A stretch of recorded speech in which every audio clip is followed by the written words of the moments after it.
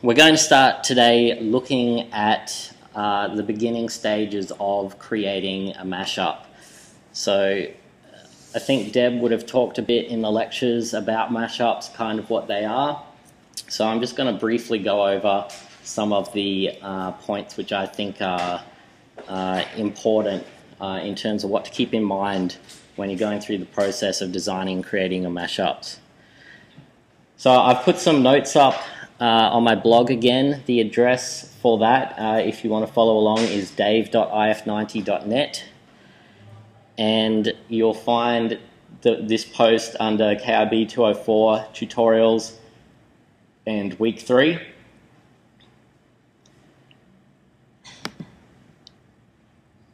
Okay, so before actually even start talking about mashups, I just want to take a step back briefly and talk a bit about data visualization, which is sort of the field that mashups sit within. So we should understand the reason that we take data and visualize it in different ways in the first place. So I'm demonstrating this very simply with this example here, where I've got the same data represented in two different ways. It doesn't really matter what the data is, but it's represented on the left here as a table of numbers, and on the right the same data is represented as a line graph.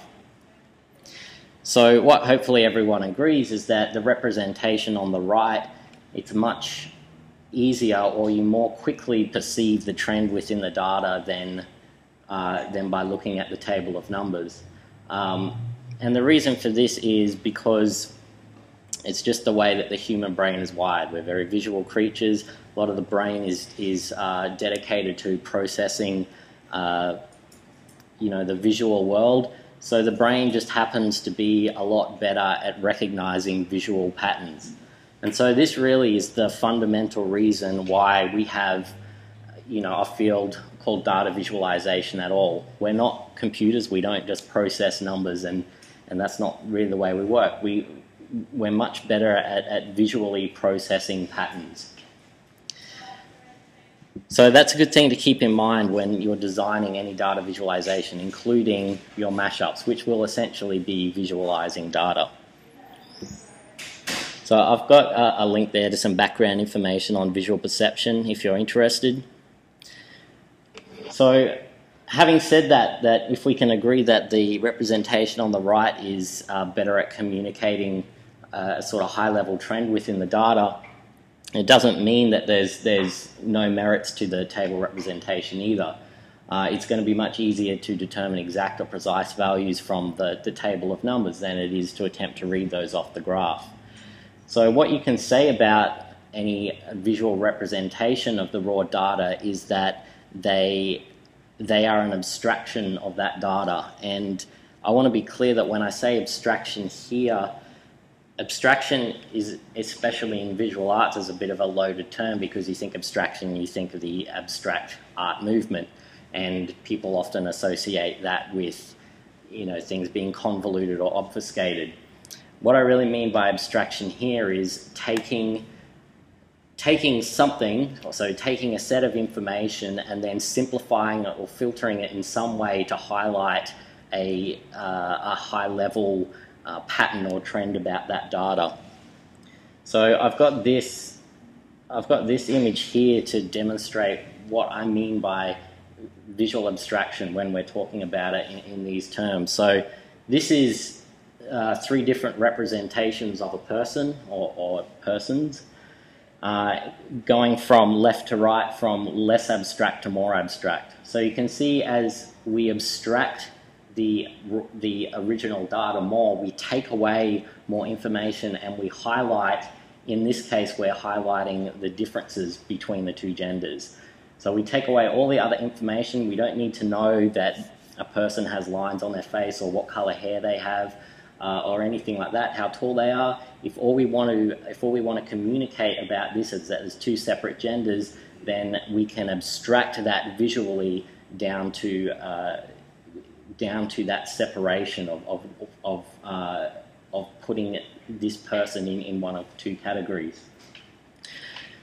So that's what we're talking about when I'm talking about abstraction. And so you'll generally find that the more abstract representations are better at communicating high-level concepts or relationships or trends, whereas the less abstract representations, like our just table of numbers up above, is better at communicating precise details or fine values, things of that sort. So those are kind of the guiding principles I want you to keep in mind when you're thinking about. You'll eventually decide what data you want to present, and then we don't want you to just arbitrarily display it in a certain way because you think it looks pretty. We want you to really think about what the data is, what you want it to communicate to the user, and then that should very consciously inform your design decisions as to how you visually represent that data. Okay, so I've just got some links here to some sort of more inspiration about data visualization in general. So I'll let you go through those in your own time. And we'll move on to what is a mashup. So I've just pulled this definition from Wikipedia. And it says, in web development, a mashup is generally a web application that combines data and/or functionality from two or more sources to create a new service. Okay, there's a bit more to that definition, but essentially it's a fairly broad definition. So for your purposes for creating a mashup, you can choose whatever data sources you want. I think the assignment brief says that you need at least 3. The idea is that you take data sources that aren't necessarily related in any way and you find some common way to link them together to provide a new service. So the example that I like to use straight up front, is a very practical example of a mashup, is Google Maps. So Google Maps is constantly incorporating new data from different sources into its interface. So originally it was purely just a mapping tool, but now they include things like, so they've got the satellite imagery, road maps, they've got traffic data, photos, webcams, business directories, and all sorts of other things that they're adding all the time.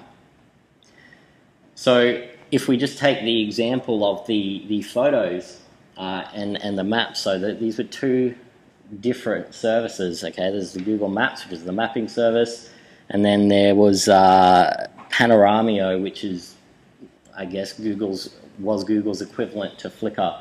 It was purely designed as an online photo gallery. So two different data sources that didn't necessarily have anything in relation to each other. And then when people started geotagging their photos, all of a sudden there was a common link between these 2 sources of data. You could cross-reference the location data with the photo, with the map itself, and then you combine those 2 data sources, and then you display them in a new interface, and you get a new service. So that's the important thing to remember is, and this is where your interface, your visual interface design principles really come into play, is when you take 2 independent data sources that might or might not already have their own interfaces, once you mash them together, then there's a good chance that neither of the original interfaces is going to be the most suitable for communicating whatever it is you want to communicate about that data to the user. So this is where your interface design principles come in, is once you've got that combined data, it's up to you to consciously, as I said before, make conscious decisions about what is the best way to visualize that new combined data in a way that communicates to the user whatever it is that you determine is the service of or the function of your mashup. Okay, so that's Google Maps. This next example is We Feel Fine. I think Deb's probably mentioned this one in the lecture. Yeah. Anyway, if you haven't seen this, essentially We Feel Fine is an online interactive mashup which harvests expressions of human feeling from weblogs combined with demographic and weather data to display them in a variety of interactive interfaces. So this mashes up a whole lot of different data sources, but if we just take one, for example, there's this interface on the right here. You can see that it shows, it breaks up the the social media posts amongst gender, age, and weather. So if we just were, for example, to take the weather, then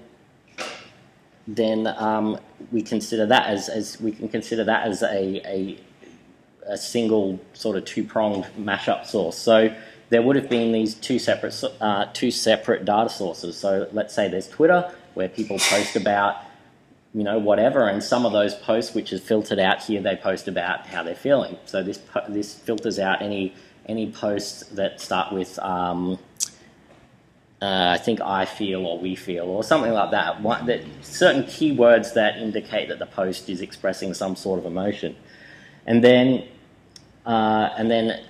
another data source is the weather. So it would use a weather API to see what the weather was like in a particular location. And so it will cross-reference the time and the location of a particular post with the weather data, and then all of a sudden you can start to see whether there are trends between how weather affects people's moods. So you can start to see, well, does rain make people depressed? Does it being sunny make people happy? And so on and so forth. So these are things which people have proposed before, but now by taking these two separate data sources that really were created without the other in mind, and we put them together, and all of a sudden we can reveal new information that each one on their own couldn't have revealed before. So this does it in a nice, you know, sort of more creative, interactive interface. So that might be worth having a look at. There's a couple more links here to a couple of sites which sort of collect various different mashups across the web. The first one, mashupawards.com, they actually sort of judge and award what they think are the good mashups. And then Programmable Web also has one where it just sort of categorizes and collates different mashups that they find. And then just a quick mention about tangible mashups. So while we probably won't be doing this in this class, it is possible, and people have done it in the past, to include sort of real-world live data as part of their mashup. So you can mash up online services and real-world data by using, you know, sort of sensors and circuit boards and so forth. So in these pictures here is a couple of examples. The one on the left is a toilet which tweets every time that it's flushed. And the one on the right is actually that botanicals link, and that one is you put it in your plant and it detects the amount of moisture in the soil, so that when your plant, when it drops below a certain threshold, your plant will send you a tweet and tell you that it needs to be watered. Okay, so kind of quaint, novel examples, but it is interesting to think about combining online data plus sensor data from the real physical environment. So let's talk about what makes a good mashup. Now, a good place to start for this might be the Mashup Awards criteria that they use for judging. So if we look at that, you can click that link and look at it, but essentially they use these categories. So they've got uniqueness, creativity, utility, which you could say is functionality, content. So content's an interesting one, because a big part of your research phase is going to find good content that's going to make a good mashup. It's kind of going to be the fundamental building blocks of your mashup. Your mashup's only going to be as good as the content that you put in, that you manage to find and feed into it.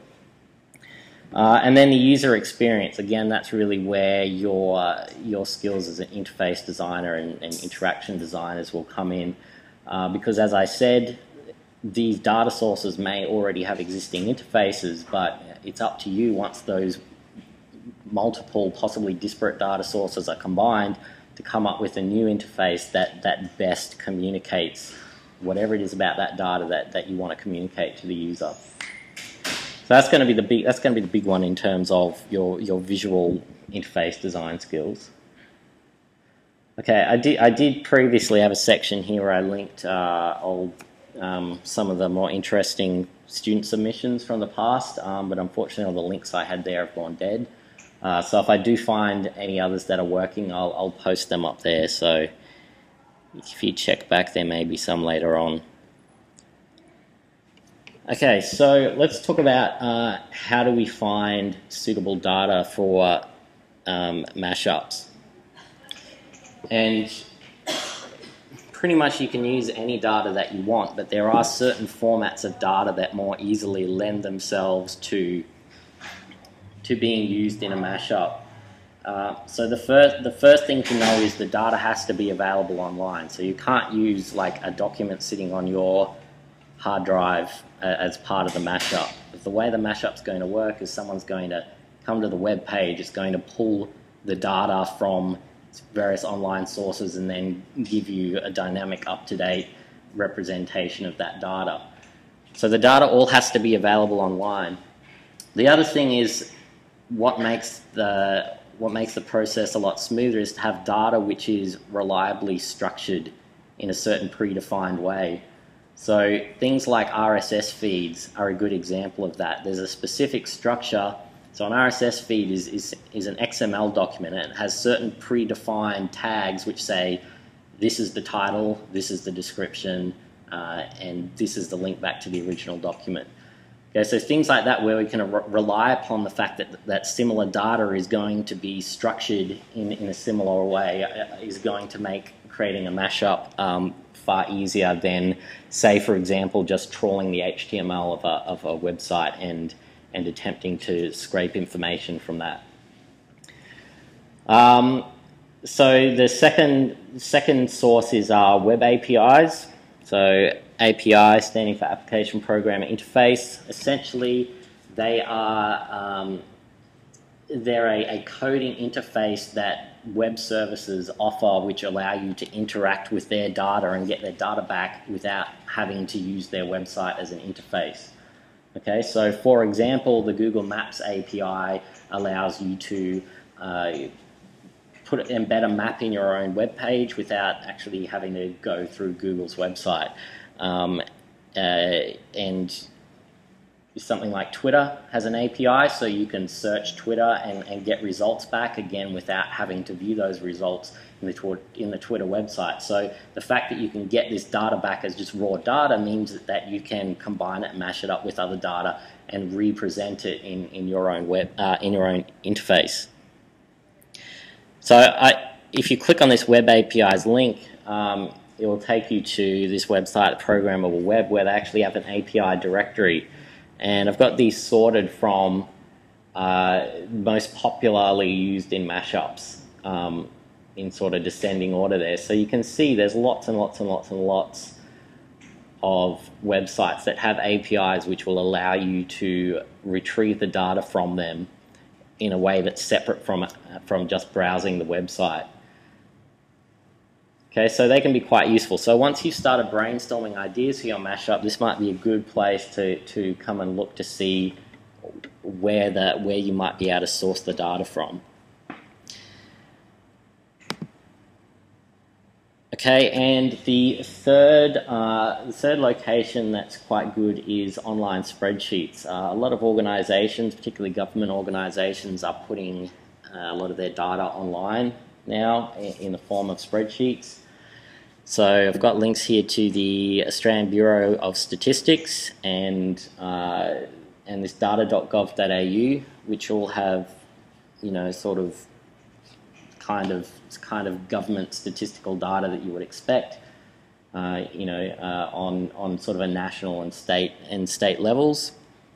And then there's this one in the middle called Gapminder, which is itself actually a mashup tool, but all of the data that it displays is sort of world demographic, economic, environmental data, that kind of stuff. So all sourced from United Nations databases. So if you're interested in something like that sort of data, then Gapminder might be a useful place to look for that. So all of these sources have spreadsheets that are available online, and what we can do is actually feed them straight into Yahoo Pipes, as you'll see later on, and use that data directly. So I've got a little note here on what if the website that you want to source data from doesn't have an RSS feed. There are some services like this one, page2rss.com, which will attempt to take a web page and turn it into an RSS feed. But in my experience, that's a bit of a hit and miss affair. So that might be something that you want to test before you get your heart too set on a particular website that you want to use the data from. Okay, so now let's have a look at some of the tools that can help us to build mashups. So essentially, you can go about building a mashup, in a number of ways. You could code the whole thing from scratch if you want, and if you want to do that, that's fine. That will offer you more flexibility, but obviously the technical requirements of that are going to be a lot higher. For most people, I would say more likely you want to use some of these more visual tools that will help you, take out some of the more technical data processing side of things. So I've got a few listed here. There's the first one's Yahoo Pipes, which we'll be looking at today. There's also one called Google Fusion Tables, which I think it uses Google Docs spreadsheets and then kind of gives you some interfaces for overlaying things on their maps and stuff. And then there's the last two I don't really have any experience with, but they may be interesting. I don't know. There's an IBM one, and there's one called WaveMaker. But all of these are various different visual tools and interfaces for helping you to mash up data without having to get your hands too dirty in lots of technical coding. So it is important to understand that each of these tools are going to have their strengths and weaknesses. Of course, none of them is going to allow you the entire flexibility of coding things from scratch. So it's important in these initial stages that you do have a play around with let's say Yahoo Pipes, so you get an idea of what might be the possibilities and limitations of it. So you kind of need to keep that in mind at the same time as you're brainstorming ideas for your mashup, because yes, we want you to be creative and we don't want you to limit your ideas in any way, but at the same time, to make it easy on yourself, it's going to be a lot easier if you are doing something that that kind of plays to these tools' strengths, rather than trying to make them do something that they're not really designed to do. But that'll hopefully become clearer as you kind of experiment with them more. And in most cases, you'll probably end up using sort of an in-between. You might use predefined tools for some part of the mashup, and there might be some other part that you code by scratch. So, for example, you might use Yahoo Pipes to get out a newsfeed and some images, but then maybe in your website. So your mashup is ultimately going to be a web page or website, and so you could combine the output from Yahoo Pipes with your own hard coding. So you could put, say, your own Google Maps embedded in there, and then combine that with some image and news data that you've gotten from Yahoo Pipes. So there's various different ways that you can go about that, and I guess the earlier you sort of come up with your ideas, then the better placed we are to talk through that, and I can kind of guide you as to what I think might be the best approach to achieve what you're proposing, or something similar enough to it. Okay, so Yahoo Pipes. This is what the interface looks like, and I've got a link to the website there. It's just pipes.yahoo.com. So if you would like to follow along with what I'm doing here, you're welcome to. As I said before, you will need a Yahoo ID in order to use Yahoo Pipes, although I believe you can sign in with your Facebook login as well if you'd rather do that.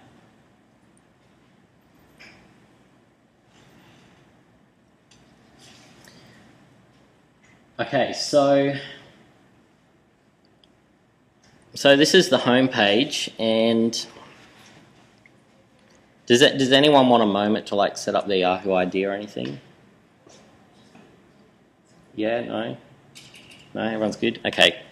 I am screen recording this, so I'll upload the video of this to my blog, so if you want to go back over anything, you can do that. So don't worry too much if you kind of get lost or fall behind.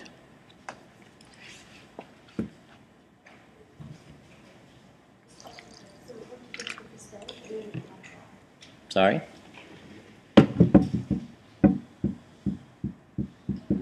Oh, you're trying to find this page? Yeah, it's. Do you have my blog post open? There's a link to it there. Scroll, keep going down. Up. Yep, just there.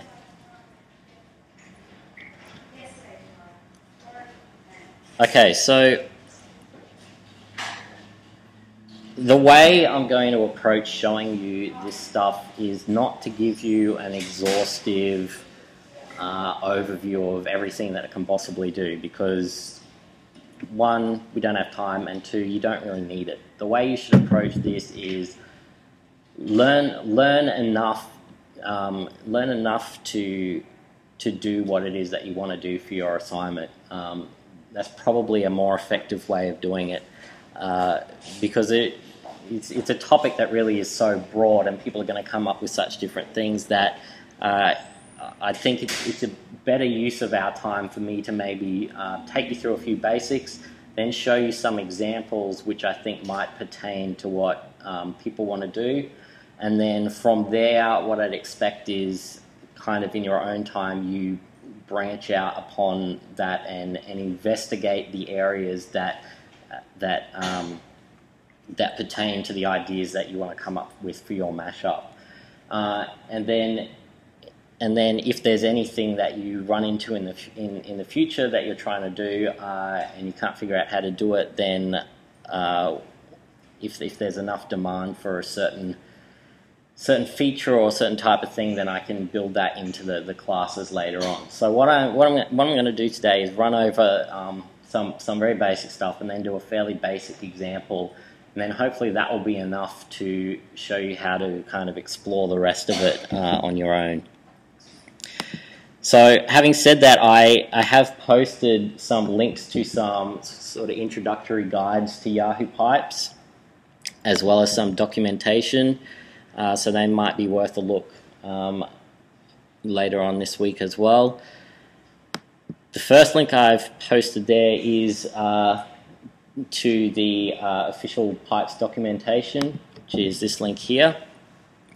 So that might be worth looking at for an introduction as well, but it also has quite in-depth documentation on how to use pipes and all of its features as well.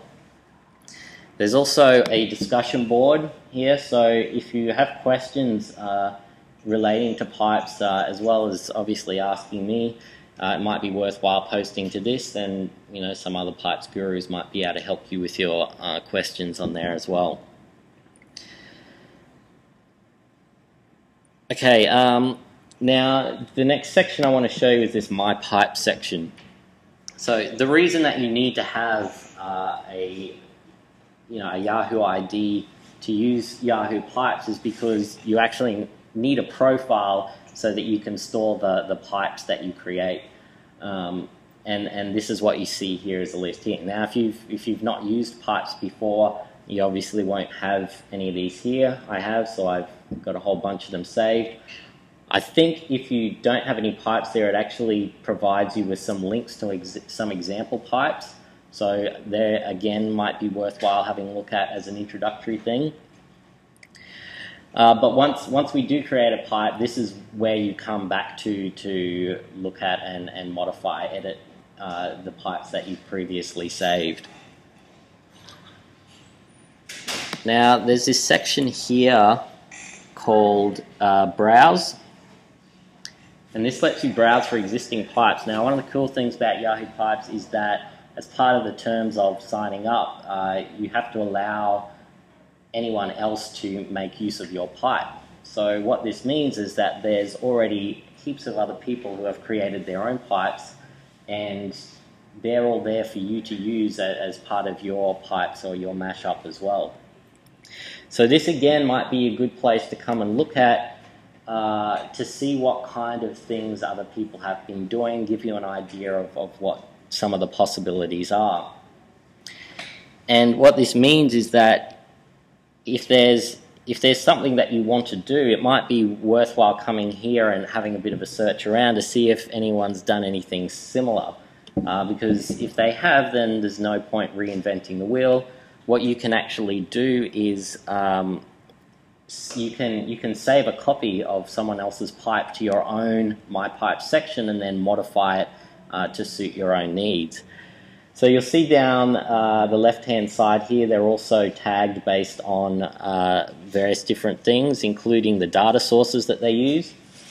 Okay, so that might be a good indicator of some of the data sources that work well with Yahoo Pipes. So, for example, let's say I want a pipe that does something where it searches eBay. Then I could search up here and see if there are any existing ones, and there we go. Okay, there's a whole bunch of them. So what I can do is, if I click on the title of this pipe, it will take me to an interface that shows me what that looks like. Okay, so this is what it looks like when we click on the pipe title. It shows us this pipe, and I won't necessarily go through this interface right now other than to say you can see a button here which says clone, and if you click on that, what that will do is save a copy of this pipe to your My Pipe section so that then you can freely mess around with that and edit that, change it to your heart's content, and it won't interfere with the original one. So you can do that for any existing pipe, which is really quite powerful. It means if you're doing things that there's a good chance if you're thinking of something that someone's done something similar. So that would be a good first place to look before trying to create something from scratch. Okay, so once that has loaded, you can go back to the My Pipe section, and what you should now see is a copy of that pipe that you just saved. So if you wanted to now, you could click on this Edit Source button, okay, and you can see all of the building blocks that go into making this pipe, and you could mess around with that, add modules, remove them, change different parameters, resave it, and then you've got your own customized version of this pipe. Now, I'll leave that one there because I don't want to start off with such a complex example. What I'm going to do is go back to my pipes. Okay, and you will see a button up here which says Create a Pipe. So what we'll do now is we'll just create a fairly simple example of a pipe for a kind of gentle introduction to the sort of things that Yahoo Pipes can do. So if you want to click on Create a Pipe, you'll see this interface again that we just saw, but now it's empty. Okay, so there's a blank canvas starting from scratch. So first of all, we'll talk about some of the components of this interface. The first thing I want to mention is this list down the left-hand side here. This is your list of what is called modules, and these are the things that you drag over onto the work area here, and they're the things that will process your data. So these are listed in various different categories, and generally the way this works is that you're going to have an input which will take the data from whatever data source that you specify. Then you're going to have some modules which do something to the data. They perform operations on the data. Now that might be sorting, filtering, all sorts of different things. And then ultimately it will end up in a module called the pipe output. So what you get is a whole chain of modules where you get data input one end, it's changed around by whatever modules you decide to perform operations on that data, and then it comes out the other end in some different format and possibly combined with multiple data sources. So for this first example, I'm just going to drag this Flickr module over onto the work area here. And so you'll see that I now have two modules. This is always the final module, the pipe output module here, and that determines what the ultimate outcome of the data looks like. This Flickr one is an input module or a source module, meaning that it gets data from somewhere. So that's your starting point to perform operations on the data. Now on each of these modules you will see a little question mark up here. If you click on that question mark, you'll notice that down in the left-hand corner here you get a brief overview of what this module does. Okay, so this one telling me the module searches for images on Flickr using the supplied parameters, etc., etc. What it also gives you is a link to a pipe that's already done, which is an example of using this module. Okay, so I can click on this one and it shows me a completed pipe featuring this module. So again, that's useful for learning processes. But the other thing that it does is it has this learn more text here, and I can click on this, learn more about this module, and that will actually take me to the documentation section to give me the full detailed documentation on what that model does and how to use it. Okay, so you can see that all of these modules have their own documentation section. So again, you're probably not going to, it's not worth reading through all of the documentation exhaustively because you're only going to use a small fraction of it. As I said, what I suggest you do is you just start playing around, making some things, and then learning about the modules as you use them, as you go, and then you'll build up a subset of the modules that you intend to use to create your mashup idea, and those are the ones that you will learn about, and the other ones you can just kind of ignore. Okay, so each of these modules, as I said, have those little help buttons, so that would be the first port of call to look at seeing what each of those do.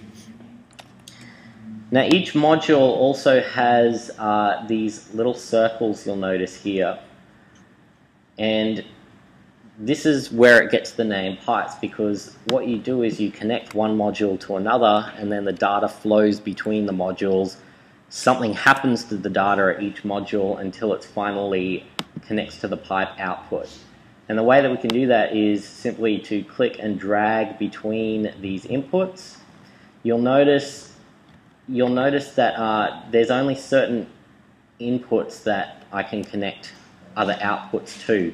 So for example, I can't connect this one up to there, but I can connect it down here. And the way that we'll show you which ones you can is if you click it and drag, you'll notice that this one down here has an orange glow around it. So that means I can connect those two together. Okay, so this now is a pipe. It only has two modules, but as long as it ultimately is connected to the pipe output, then this is going to be a functional pipe. If you ever want to break these connections, you can hover over them and you can see a little scissors icon. If you just click that, it will break the connection. The other way you can do it is to just click and re-drag to a different connection as well. Okay, so let's actually make this do something. So these fields in here are the parameters for the module. These tell the module what data I want it to go and retrieve. So in this case, there are a few different things I need to tell the Flickr module. First of all, I need to tell it how many images I want it to go and retrieve from Flickr, and that has a default setting of 20.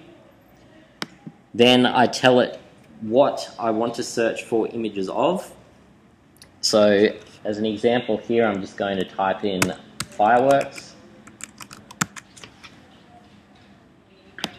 And I also have the option of searching near a location. I'm going to leave that blank for now, but we'll expand on that after. And this last one here is a Flickr API key. Now this is something that didn't used to be required, but seems to have been introduced. So this is using the Flickr API, and they require that you have a unique key so that they know whose application is accessing their data. Now, it's not hard to get an API key. Essentially, you can just click on this link here, and you'll need an account with Flickr. It should just be your Yahoo account again, but you can click on apply for a non-commercial key. Then you fill out some information about your app. So I can just call it mashup. That stuff, fill this out, say yes, yes. Okay, you go submit, and then it gives you this number up here. That's the API key, so that's what you need to paste into that Flickr module. Now you only need to do that once. You could paste this in, if you had multiple different pipes with the Flickr module, you could paste the same key into all of those. And if you don't want to, if you're following along and you don't want to go through the hassle of getting an API key just now, what you can do is just copy and paste this one that I already set up previously, which I've got on my blog here. So I'm going to copy that and paste that into the API key field. And what I want you to notice now is once I click on this section, which I haven't yet mentioned down here, is the Debug Panel. And what this will actually show me is the data in whatever formats it's at any point in the module chain within my pipe. So I only really have one module here, so it's not going to change at all, but you can see that these are the results that it's returning. So this is useful when you're testing your pipe without having to save it and run it in that other interface to make sure that it's working.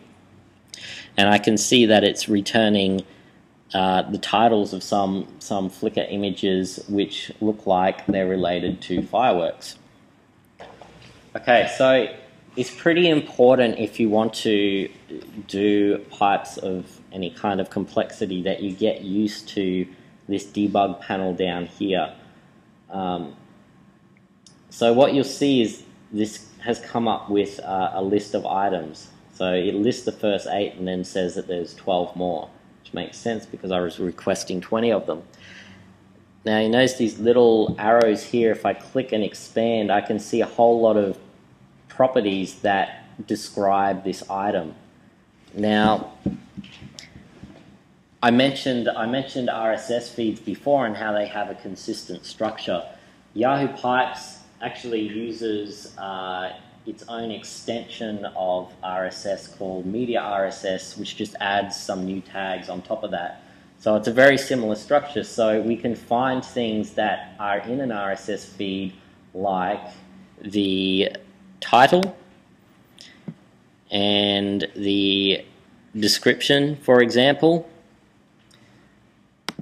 Okay, and if I look at each of these items, I can see that they're consistently named like this. So this is good because it's a consistent way of naming the various information about these items. Then I can know that even if I come back to this in a year's time and do a search then and there's all new photos, that the way that I describe the different properties about them is still going to be the same. I'm still going to refer to something by its title, by its description, by its location, media, whatever else is in here.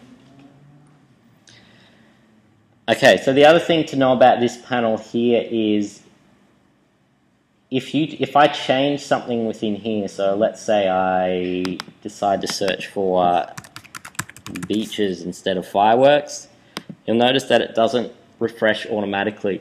It only refreshes either if you're clicking to a new module, but if you're making changes on the one module, then you just need to hit refresh. Okay, so there we go. Now it's returning me different results. Okay, so I'll set this back to how it was, fireworks. And at this point, I'm going to save this pipe. So I'm going to go up to here and click the save button, and you give it a name. Doesn't really matter what you call it, but something descriptive is always good. So I'm going to call this Flickr Fireworks. Save that. Okay, and once you've saved that, you'll notice sort of up the top here, there's a little section where it gives you feedback messages. So it's telling me that the pipe has been saved, and I can click on Run Pipe. Now, what you can, I'll do that now. So I'll click on Run Pipe, but let's just say you've closed down Yahoo Pipes and you come back to it later on. Once you save that, that will now appear in your My Pipe section. So I can just load that up as well. Okay, so if you go to My Pipes, you should be able to see that that pipe you just saved now appears in that list. And clicking on Run Pipe, as I mentioned before, will essentially be the same as clicking on the pipe here. So you will get this interface. So this is the second major interface that Yahoo Pipes has. So if we call the other one, the pipe builder, editor, whatever you want to call it, as one interface, then this we might call the views interface. So this is the one which visually presents the data in certain predefined ways that Yahoo Pipes offers. Now, so these are the three different visualizations for this data. The default is always going to be a list, and it will always display the title, the description if there is one, and it's obviously displaying a thumbnail image here as well. But depending on what kind of content you have, Yahoo Pipes is sort of smart enough to realize that if all or the majority of my content is images, then it will also provide me with an option to view these as an image gallery. Okay, so this is going back to what I was saying before. This is all the same data, but there's multiple ways that we could represent it. And so if the purpose for this, for me, is just to show off a bunch of images, and I don't really too much care about the description, then I would probably determine that this method of visualizing this data as a gallery is probably a better option than as a list of tiny thumbnails with descriptions. Now the third of three possible interfaces that Yahoo Pipes will give you is this Maps one. And it will give you this if it notices in any of our items if there is location data. And the way that it looks for that is, if I open up any of these, okay, it looks for this tag here called y:"location. I think any of these y: ones just means that it's added by Yahoo on top of the standard RSS tags. So y:"location here, and if I look inside there, I see it provides me with a latitude and a longitude. And so it recognizes that and plots them on a map where I can then click and see the thumbnails of these various different things.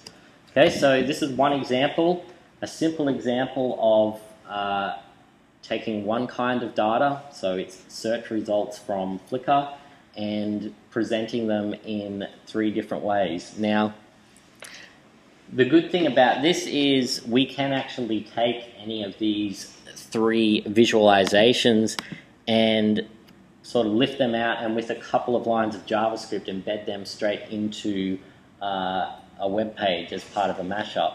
So a simple version, if you don't want to get too into the technical nitty-gritty of creating a mashup, a simple way of doing it technically would be to create three different pipes for your three different data sources, and then take one of these views out and then combine them on a new web page, and then modify the interface via CSS.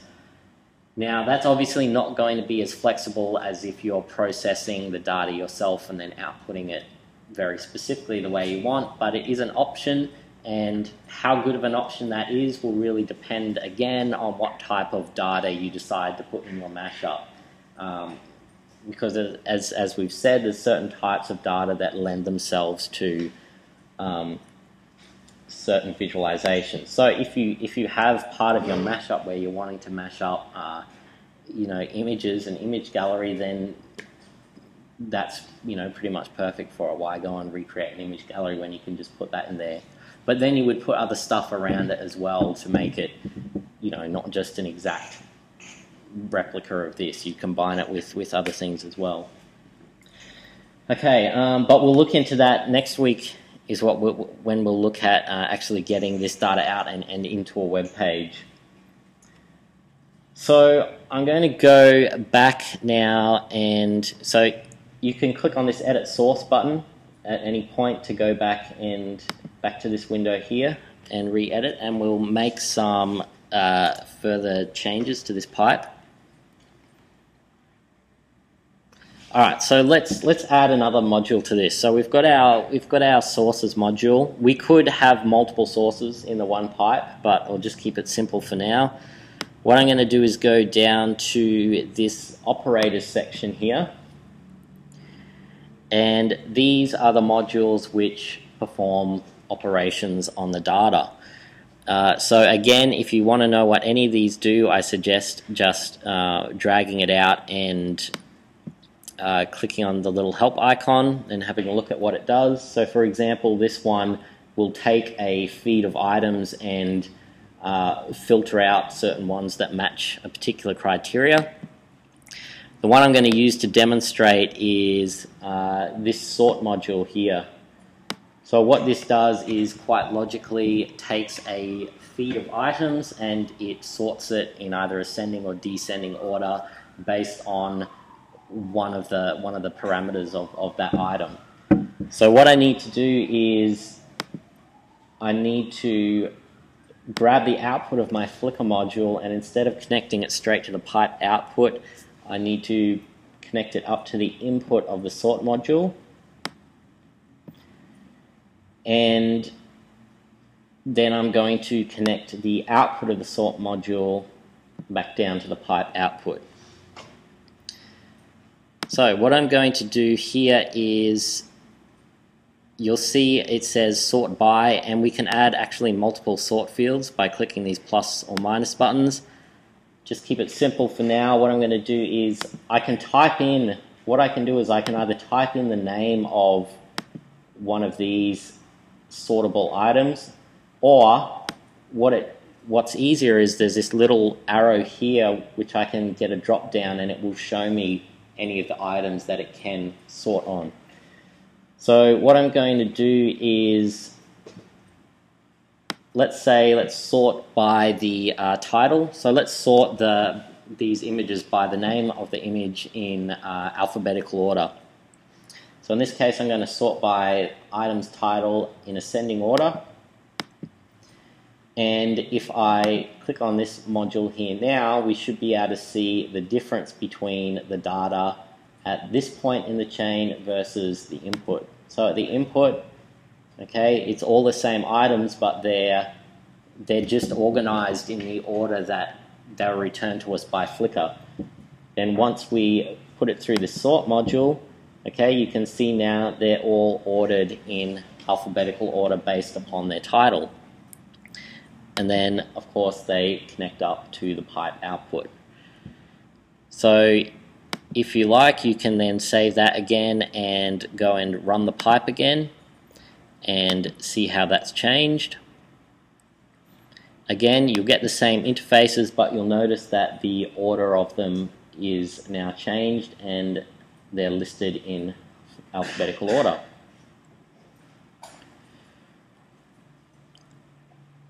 Okay, so let's go back and expand upon this some more. And I won't put any more operator modules in for now, but you could, okay, just keep chaining these together as much as you want to perform multiple different operations on your data feed. But what I want to look at now is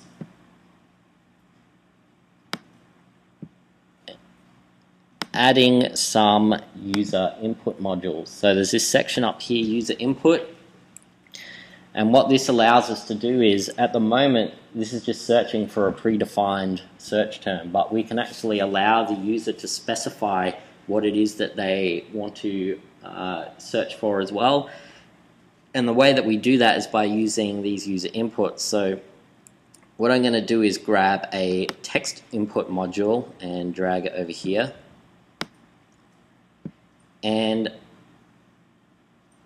what this is going to do is add a input field on the other interface, which allows me to type in some text and then a button to submit that text.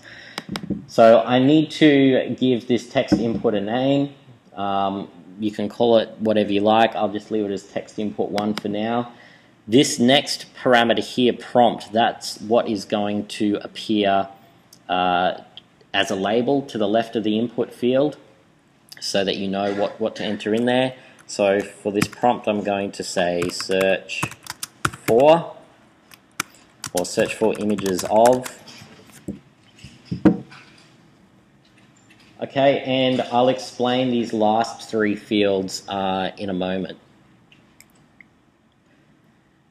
So what I'm going to do is, you'll notice that if I click this output from the text input module, now these inputs on the Flickr module actually light up. So I can connect this to one of these, and what I'm going to do is connect it to that field which specifies the Flickr search term. And so now, instead of having that predefined, it's going to put whatever the user enters in this text input into that Flickr search.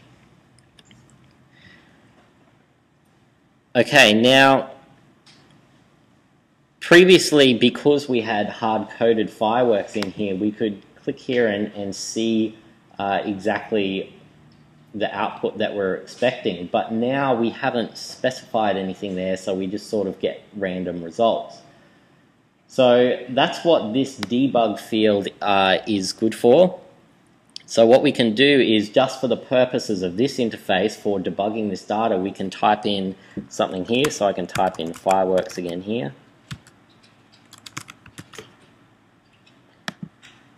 Okay, and if I go back to this Flickr module and refresh, okay, we can see that it is once again returning my images of fireworks. Okay, now the other thing I'm going to do is add this location.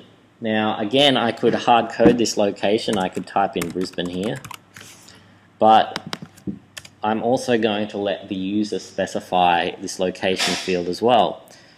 And the way I'm going to do that is by grabbing this location input module. And what that does is it takes a bit of text and basically builds a location, a GPS location, as best it can based on that text that you've given it. So I can give it a city name and it will return the GPS coordinates of that city name. Okay, so again, very similarly to the text input, this has a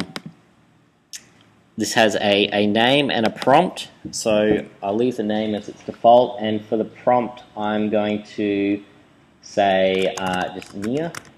So it'll be search for images of something near somewhere.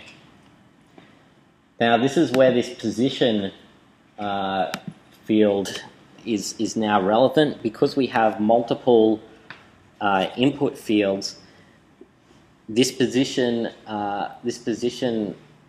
parameter here allows us to specify in what order they're displayed. So I want my search term field to be displayed first, so I'm going to put that in position 1, and I want the location field to be displayed after that, so I'm going to put that in position 2. Now again, so that we have a value that we can use for testing this in the back end, I'm going to insert a debug value here. So let's say my default location can be Brisbane. And again, I'm going to grab the output of this location module and drag it to the input of that location field in my Flickr module. Okay, and if I click now on this Flickr module, and you may need to refresh, but now I can see the results are different. Okay, it's still searching for fireworks, but it's now searching for fireworks that are geotagged to be near Brisbane. So understandably, we're getting a lot of images which are titled River Fire. Okay, so now the final field here that I haven't mentioned is where we can set up a default search. So to explain that, maybe I'll save this first, and I'll go and run the pipe again once that's saved.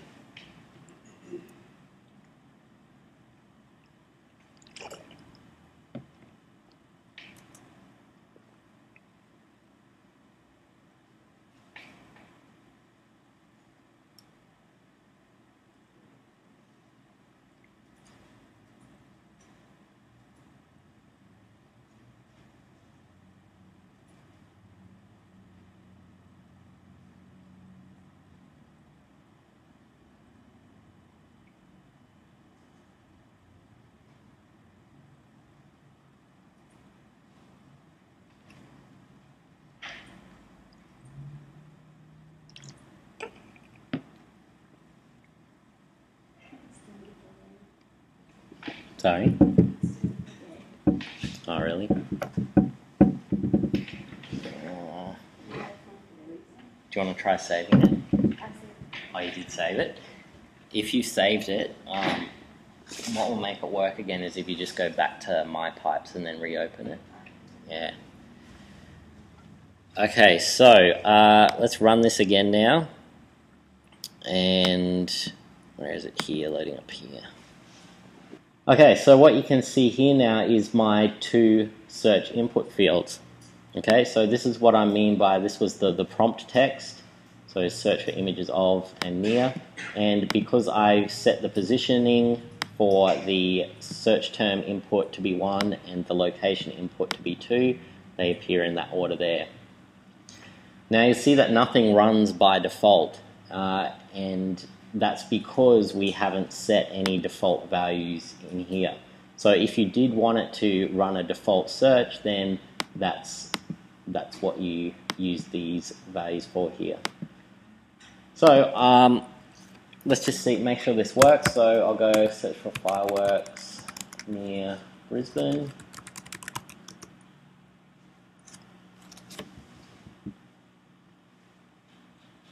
Okay, and there they are. So there's my map. You can see that the map now, because the location is much more localized, it's zoomed in much more onto where the boundaries of my geotagged photos are. Okay, and you can see that most definitely these are photos of river fire.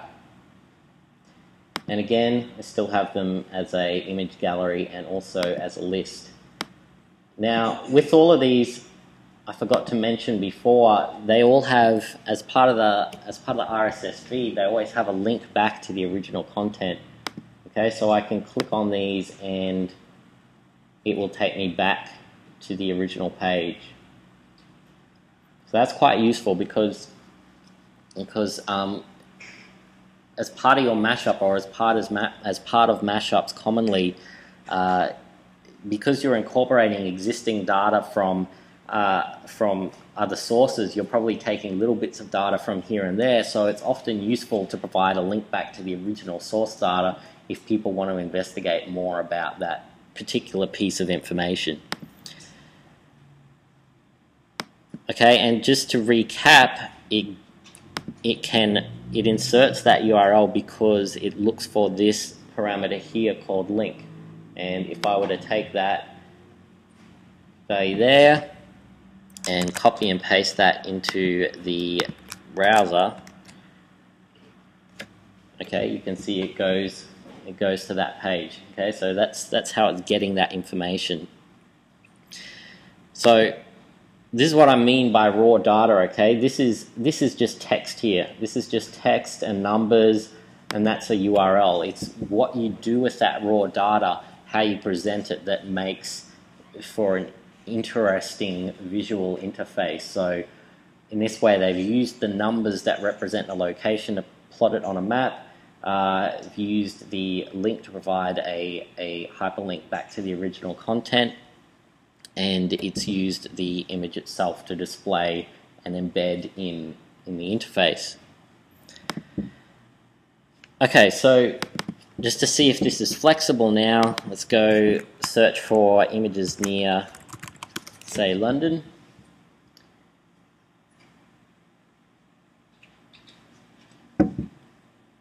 Okay, and there we go. There's our map, and is that London? Yep, it looks like London to me. There it is. Okay, London. So there we go. So we've created now a very simple pipe which allows us to essentially search for geolocated images on a map of anything we want in any location that we want. Okay, and that was quite simple. That's just a 2 or 3 module pipe. Okay, so let's just, for the sake of completeness, let's just see what happens when we do put a default value in here.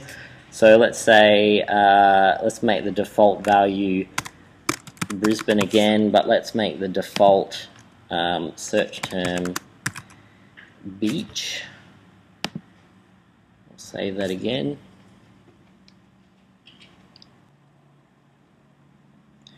Okay, and we'll run the pipe again.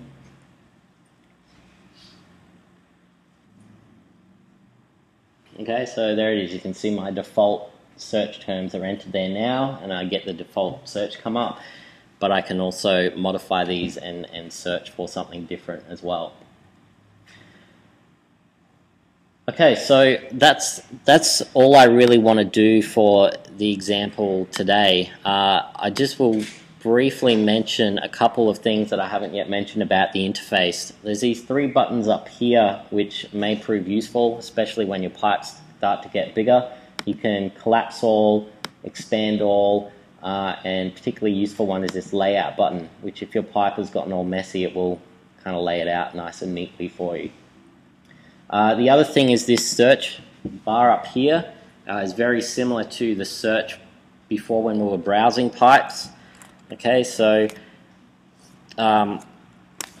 let's just say I want to get that eBay one that I had before, and I can type it in here. Okay, and any of these, you'll see they actually look like modules, and that's because any pipe can actually be used as a module in any other pipe. So I can drag one of these in to my module, okay, and I can into my pipe, and I can actually use this pipe as its own module. So you can actually nest pipes within other pipes, and that will actually allow you to create quite complex and powerful sort of data processing functionality then. You can also include any of your own existing pipes, okay, so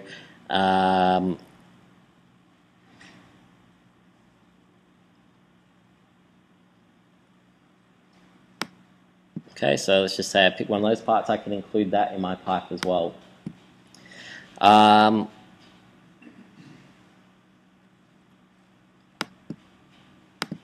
So, for example, let's say, I mean, I know I have one here that does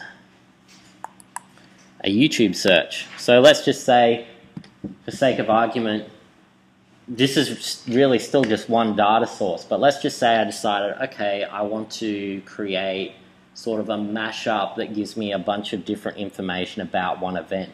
So let's just say I wanted to do a thing about the most recent river fire. Then I could search Flickr for those river fire photos. I could search YouTube for river fire videos, and I could search maybe newsfeed for news about that particular river fire. I could have that as 3 separate pipes, embed each of those pipe interfaces into a web page, and there I've got a pretty simple but effective mashup there. So I've got I've got information about the same event or the same subject from multiple different data sources in multiple different media formats, and I put them all in the one interface. And that is pretty much what we're kind of asking you to do is find data sources that are not necessarily related in terms of where they're stored, but find some common link between them and display them in a way that provides a service or information or aesthetic experience that is different or in addition to what existed with each of them independently.